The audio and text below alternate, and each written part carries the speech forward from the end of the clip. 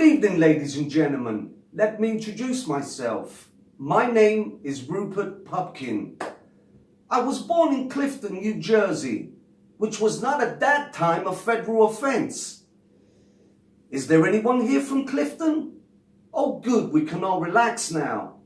Now I'd like to begin by saying that my parents were too poor to afford me a childhood in Clifton. But the fact is, that no one's allowed to be really too poor in Clifton, because once you fall before a certain level, they exile you to Passaic. But my parents did put the first 2 down payments on my childhood, don't get me wrong, but they did also return me to the hospital as defective. But like everyone else, I grew up in large part thanks to my mother. If she were only here today, I'd say, "Hey Mom, what are you doing here? You've been dead for 9 years." But seriously, you should have seen my mother. She was wonderful. Blonde, beautiful, intelligent, alcoholic. We used to drink milk together after school. Mine was homogenized, hers was loaded. Once they picked her up for speeding, they clocked her doing 50. All right, but in our garage? And when they tested her, they found out that her alcohol had 2% blood. Oh, Bog, we used to joke together, Mom and me, until the tears would stroll down her face and she would throw up. Yeah, and who would clean it up? Not Dad. He was too busy down at O'Grady's throwing up on his own. Yeah. In fact, until I was 16, I thought throwing up was a sign of maturity.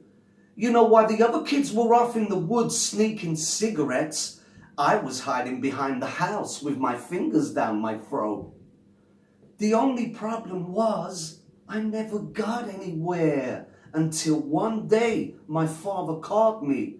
And just as he was giving me a final kick in the stomach for luck, I managed to heave all over his new shoes. That's it, I thought. I've made it. I'm finally a man.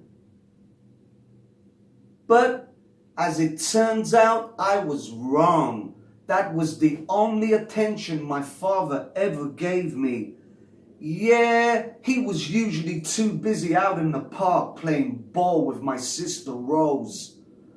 But today, I must say thanks to those many hours of practice, my sister Rose has grown into a fine man. Me, I wasn't especially interested in athletics. The only exercise I ever got was when the other kids picked on me. Yeah, they used to beat me up once a week, usually Tuesday. And after a while, the school worked it into the curriculum. And if you knocked me out, you got extra credit. Except there was this one kid, poor kid.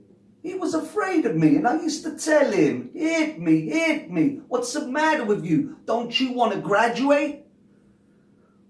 Well, as for me, hey, I was the youngest kid in the history of the school to graduate in traction. But my only real interest right from the beginning was show business. Even as a young man, I began at the very top, collecting autographs. Now, a lot of you are probably wondering why Jerry isn't with us tonight. Well, I'll tell you, the fact is he's tied up, and I'm the one who tied him. Well, I know you think I'm joking, but believe me, that's the only way I could break into show business, by hijacking Jerry Langford. Right now, Jerry is strapped to a chair somewhere in the middle of this city. Well, go ahead and laugh, thank you. I appreciate it. But the fact is, I'm here. And tomorrow, you'll know I wasn't kidding, and you'll think I was crazy. But look, I figure it this way. Better to be king for a night than a smug for a lifetime, huh? Cut.